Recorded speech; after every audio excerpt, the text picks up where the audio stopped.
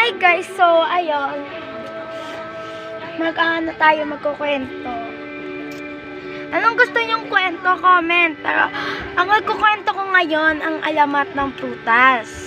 Kasi nung unang panahon daw, meron daw ang pangit na ni. Ano na lang, yung tinanong ko kay Metaal.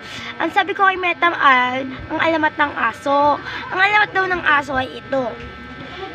Yung unang panahon, merong babae na nangangalang Alang.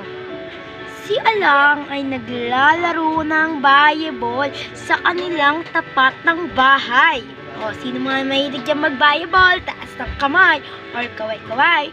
And comment kung saan nakatira.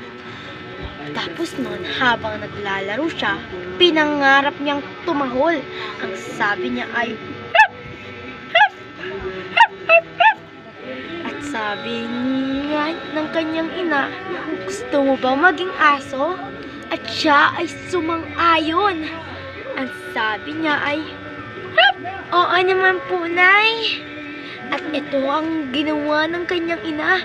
Magic wand. Ginanon siya. At siya ay naging aso. Siya ay nagdusa. At hindi na siya makapagsalita ng maayos. Kaya ito ay may part 2. Bye!